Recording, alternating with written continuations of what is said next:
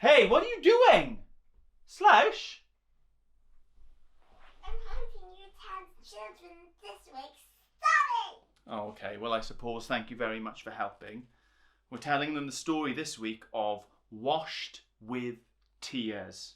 Enjoy! Hey, that's my line. Enjoy.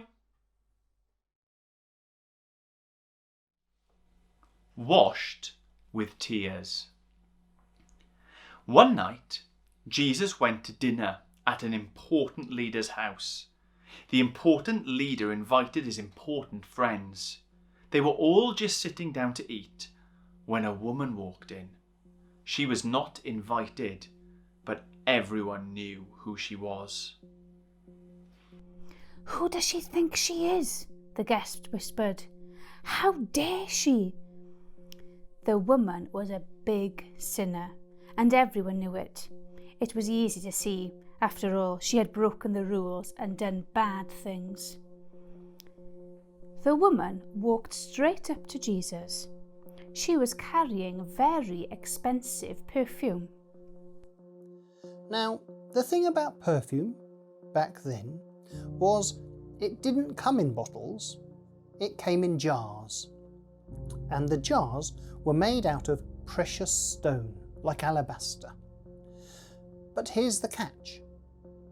The jars didn't have a lid, or a stopper, or anything. So the only way you got the perfume out was if you broke the jar. Once you broke the jar, that was it. You had no more. Most people didn't use perfume because it was too precious. They just kept it on a shelf and looked at it. So you see, this perfume was her most precious thing in all the world. It was a treasure. The woman knelt down before Jesus like he was a king. She held Jesus' feet in her hands and started to cry. Her tears fell onto Jesus' feet, washing them. She kissed his feet and dried them with her long dark hair. And then she did something strange. She broke the jar and poured the perfume all over Jesus' feet. Everyone gasped. What a waste! Over someone's feet. Such expensive perfume. It smelt like lilies in a summer field. Jesus looked at the woman and he smiled at her. What she had done was the most wonderful thing. Just as Samuel had anointed David, God's true king, all those years before, so this woman had anointed Jesus, not with oil, but with her tears. The important people were cross. They thought Jesus should not be kind to this woman. "That woman is a sinner," they grumbled. "We're the good ones." And it's true, they did look good from the outside. After all, they were keeping all the rules. But Jesus could see inside people and inside their hearts. Jesus saw that they did not love God or other people. They were running away from God, and they thought they did not need a rescuer. They thought they were good enough because they kept the rules. But sin had stopped their hearts from working properly, and their hearts were hard and cold. This woman knows she's a sinner, Jesus told them. She knows she'll never be good enough. She knows she needs me to rescue her. That's why she loves me so much. You look down on this woman because you don't look up to God. She is sinful on the outside, but you are sinful on the inside.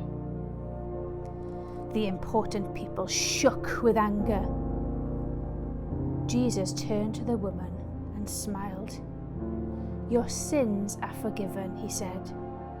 "You trusted me, and God has rescued you." "Who does Jesus think he is?" the important people whispered. "Only God can forgive sins."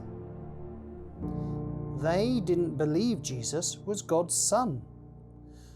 The more Jesus loved people and helped them, the more the important people and leaders hated him.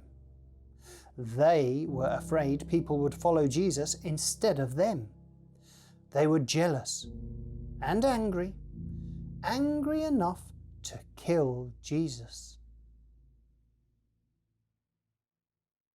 Well, there we have it. Another episode of Sunday Story done and dusted, except for all the wonderful crafting that you clever, creative kids are about to go off and do. Remember, at 11:30 we've got our Zoom together. If you've never been, perhaps this week will be the first week that you can come along. Will you join us, Slugs? Yes. Very good. Good boy. Okay, well, thank you to Ian, thank you to Bethan, thank you to Slush for helping us out.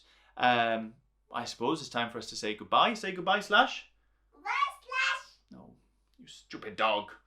Off you go then. Ready, steady, go.